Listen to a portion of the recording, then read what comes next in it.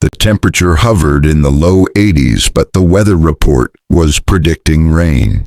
It was July 6, 1977, and New York City had already recuperated from the party it held for Independence Day. Just 2 days earlier, 100 ships and sailboats had gathered in the East River to participate in the Harbor Festival. A spectacular fireworks display lit up the skyline, delighting old and young alike. The scent of gunpowder and charred paper had lingered in the air for hours afterward. Now the scent, like the colorful sails that had populated the harbor, was gone. No matter. Neither Bonnie Garland nor Richard Herrin felt much like celebrating as they made the half-hour trip back to Scarsdale. Bonnie had just registered for the summer session at Columbia University. Classes were scheduled to begin in less than a week. Richard was glum, with Bonnie taking classes and surely meeting new people at Columbia. She would have no time for him. Of course, she had already made it clear that she wanted to break up. Richard was trying his hardest to change her mind. Bonnie was only 20 and longed to be free. Richard, 23, had other plans. He wanted to get married. They had spent the previous 2 months apart. He attended graduate school in Texas. She toured Europe with the Yale Glee Club. Bonnie had fallen out of love with Richard. During their time apart, she'd been able to evaluate her life, reorder her priorities. She wanted to end their relationship. Bonnie returned from Europe in high spirits. She had a slight cold and a new love interest. Hoping to change her mind, Richard flew to New York, showing up at her parents' house, unannounced and uninvited. In Scarsdale, Richard learned that Bonnie was out sailing with her father and her new beau. Joan Garland, Bonnie's mother, felt sorry for Richard. She served him lunch and sent him on his way. The next day, he returned. Bonnie had persuaded Joan to let Richard stay at the house. She was worried about him and wanted to make the breakup as painless as possible. Joan agreed, but insisted that Richard leave in 2 days. Richard had come to Scarsdale determined to win his girlfriend back. Yet after 1 day together, it was clear he was losing the battle. Bonnie was resolute, gently but firmly telling him she no longer wanted to be in a serious relationship with him. They spent hours discussing their relationship, hours filled with explanations, bitter recriminations, apologies, tears, and hope. It had been an emotional day, an emotional year, really. Bonnie was exhausted. By 10 p.m., she could barely keep her eyes open. She undressed and slipped into bed. Richard was too wired to sleep. He sat on a couch in her room, flipping through the pages of a Sports Illustrated magazine. Bonnie's family was asleep. The house was so very quiet. His childhood home had never been so quiet. At night, the Los Angeles barrio where his mother still lived came alive, and not in a good way. There was always something going on outside, shouting, laughing, music blaring from cars and boom boxes, an occasional gunshot in the distance. Here in Scarsdale, it was peaceful. No noises now except for the faint rustling of the pages beneath his fingers, and the sound of Bonnie's breathing, a soft, even sound with a slight rasp to it, a remnant of the cold she caught in Europe. Richard watched her as she slept. Her face turned toward the wall, her beautiful red hair splayed across the pillowcase. He decided to kill her. Born to affluent, well-educated parents, Bonnie Garland was encouraged to shine from an early age. She was a smart, sunny girl with brilliant red hair and a beautiful singing voice. Her father, Paul, was a successful attorney. Her mother, Joan, had a master's degree in human genetics and was pursuing a second degree in social work at Columbia University. When Bonnie was a child, the family lived in Brazil, where Paul opened a successful law firm. The Garlands returned to the States in time for a teenaged Bonnie to attend the exclusive Madeira School in Virginia. By then, Bonnie had 2 brothers and a younger sister. The family moved into a stately, handsome Tudor-style home in New York's Westchester County. Paul Garland was thrilled when his eldest daughter decided to attend Yale University, his alma mater. A gifted soprano, Bonnie majored in music and joined the Glee Club. For a time, it seemed that fortune had favored Bonnie Garland. All that was about to change. Bonnie didn't know it yet, but her luck and her life were about to run out. Richard Herrin was born in a Los Angeles barrio to a Mexican mother and an Irish father. From the start, life was less than idyllic for the dark-haired little boy. His parents had never married, and when Richard was 3, his father abandoned the family. The boy's mother struggled to make ends meet. Money was tight, and dinner often consisted of little more than rice and beans. Despite his home life, young Richard grew up to be, in the words of his high school principal Peter Martinez, the kind of son everybody would like to have. A good-looking young man, Richard was a devout Catholic who attended Mass often and worked at his stepfather's store. He managed to stay out of trouble, not an easy feat in his neighborhood. With a strong work ethic and an IQ of 150, above average, Richard excelled academically. In high school, he played football and baseball and was valedictorian of his class of 415. His stellar high school record caught the attention of Yale University. Looking to recruit more minority students, Yale offered Richard a full scholarship. It was a sweet deal. Richard moved east, leaving the barrio behind for the Ivy League.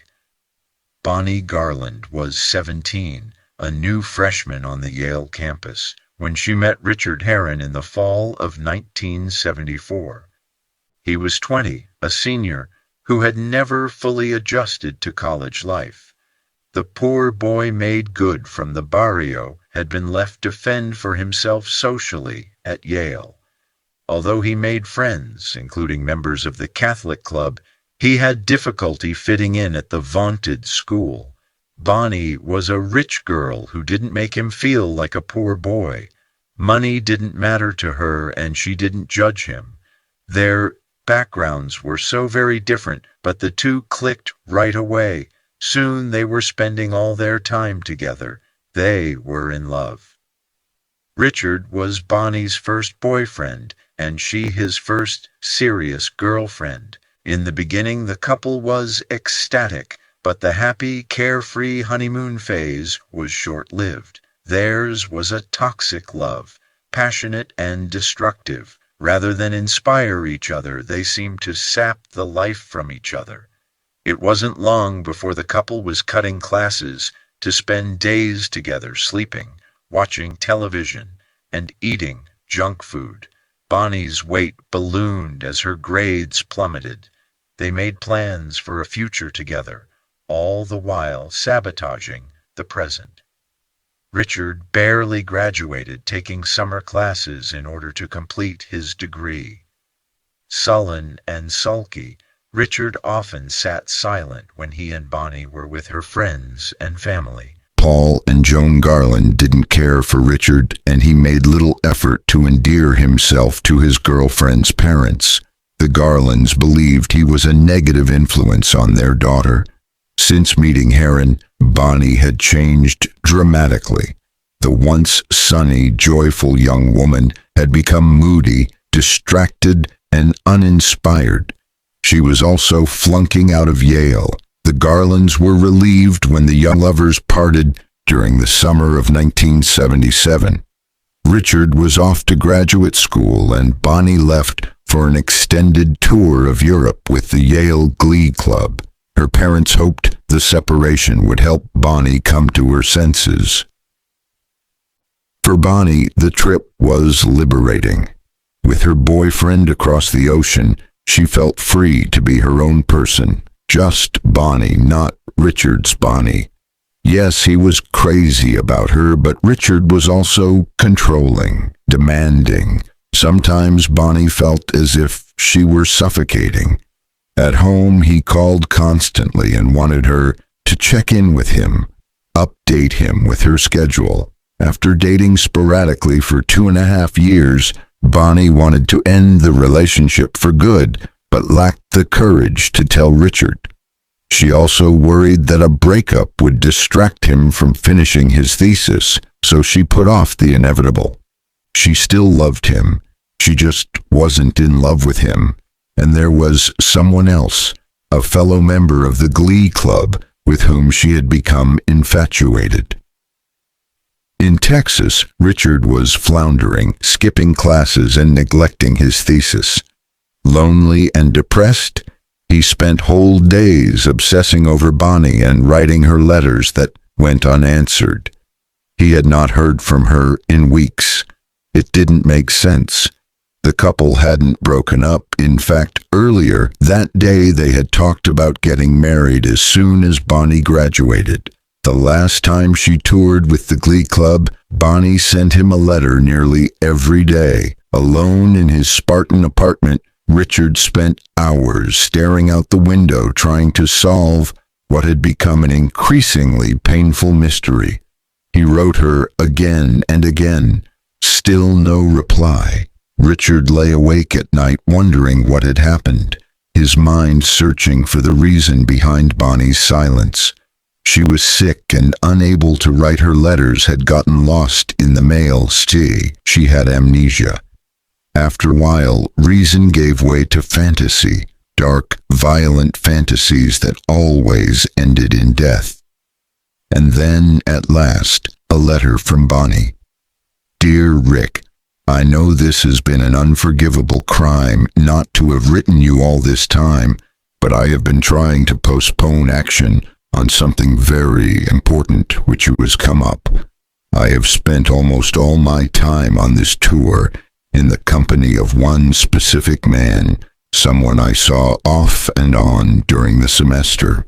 To make things short, he has fallen in love with me. I am in a state of total confusion because I know I still love you as much, but I feel an infatuation at least with him. I did not want to tell you because I thought it would all be over when the tour ended. But now I am not so sure. It makes me sick to write this letter. I couldn't lie, and I didn't want to tell the truth, so I just haven't written. You remember those conversations we have had about being constrained and feeling like I hadn't had a social life? Well, in a way, I think that the elastic finally broke into this. I hate this letter and this mess, but please be patient, and I'm sure things will work out because I still love you, and I need your love as much as ever. Please don't desert me. I'll be back soon, and we can talk. I've missed you a great deal. Love, Bonnie. Richard didn't know what to think. He left Texas for New York, intent on winning Bonnie back, reclaiming her. 2 days had passed without much success. The stairs creaked ever so slightly as he made his way down to the first floor. Barefoot and shirtless, Richard moved through the darkened house, looking for a weapon. He found one in the basement, a claw hammer. He wrapped it in a towel and carried it back up the stairs to Bonnie's bedroom. There he struck his sleeping girlfriend in the head with the claw hammer. He struck her again and again, until, as he would later explain, her head split open like a watermelon. While Bonnie lay dying, Richard fled the house in the Garland's Impala, driving until the car ran out of gas in Coxsackie. He thought about committing suicide but decided against it. Instead, he took a short nap. Then, he went to church.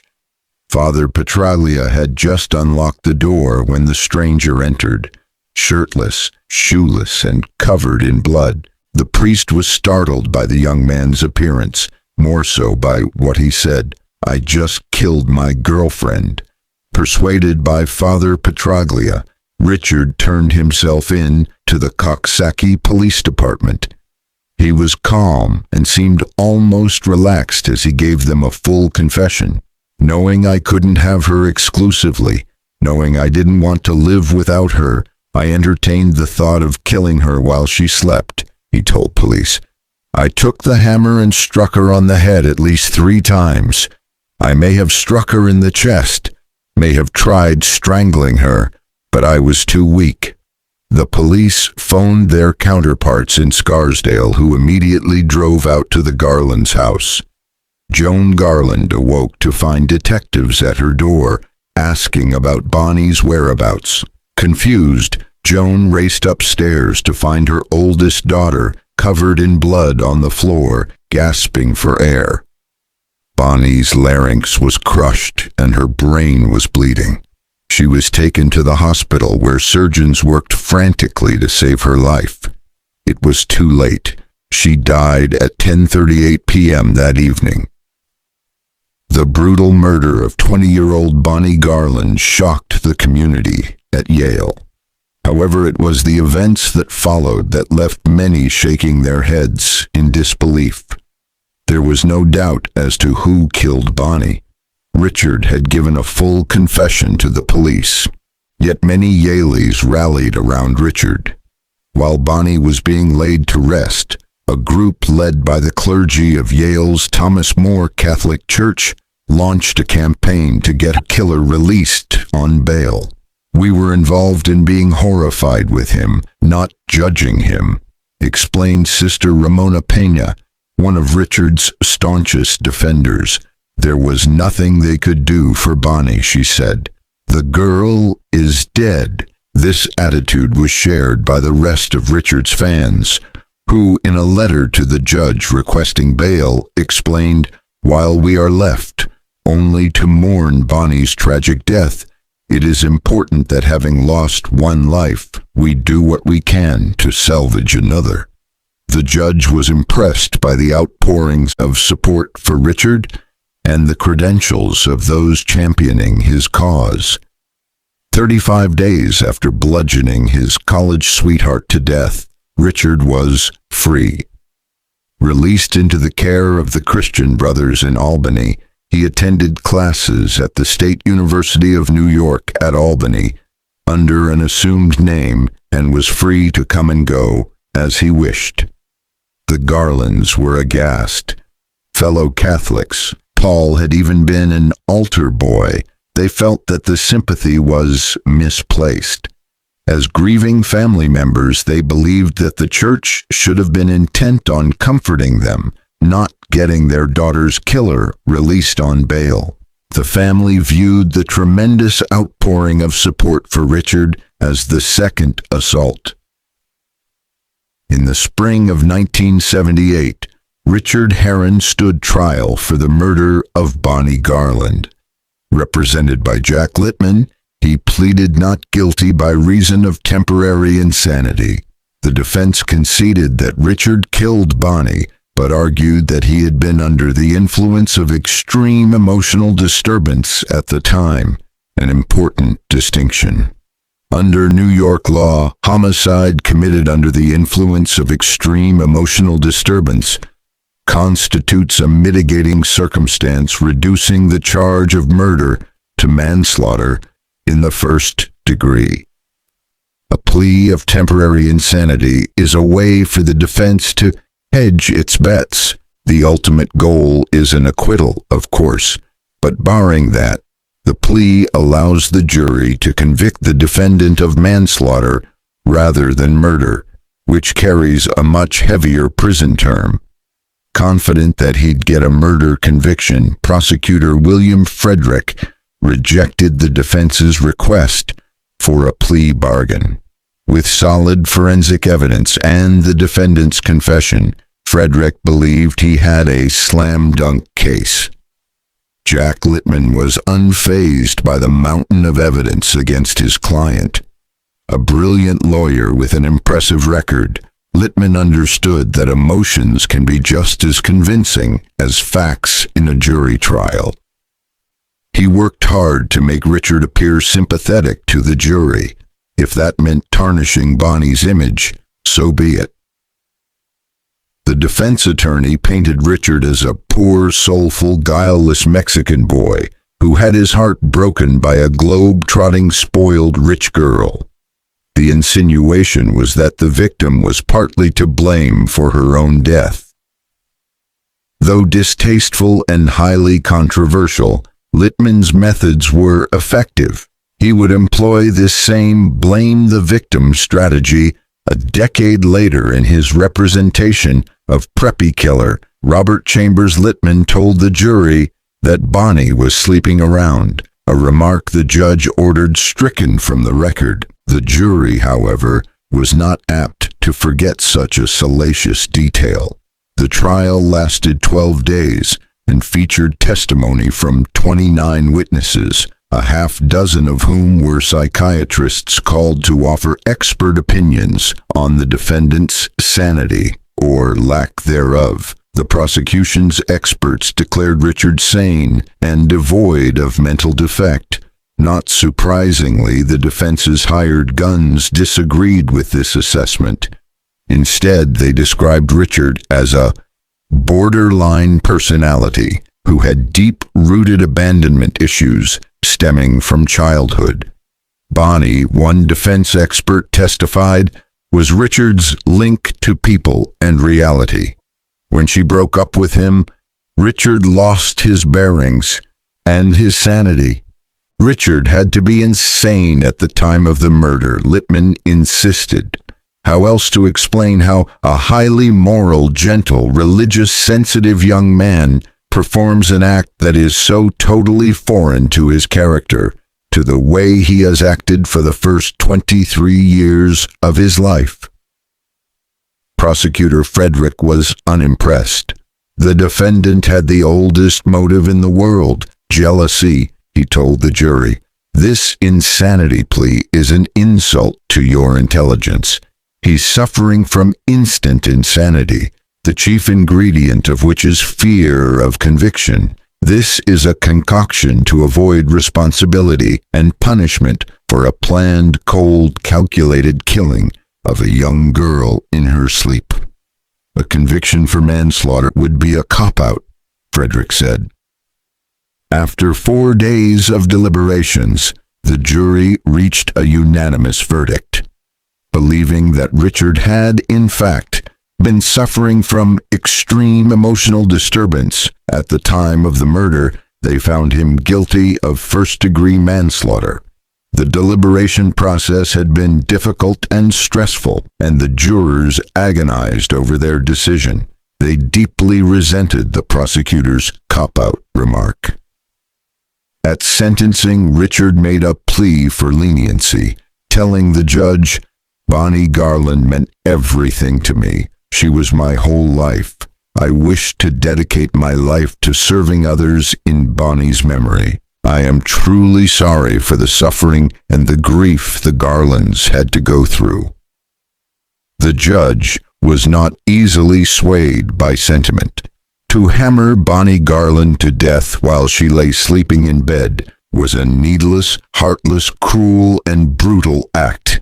"I'm convinced that the only just sentence is the maximum possible allowed under state law," he said, before sending Richard away for 8 1/3 to 25 years. Bonnie's family felt he had gotten off easy. Had he been convicted of murder, Richard would have received a life sentence. With good behavior, it was possible he would be released in less than 10 years. If you have a $30,000 defense fund, a Yale connection, and a clergy connection, you are entitled to one free hammer murder, an understandably bitter Joan Garland told reporters.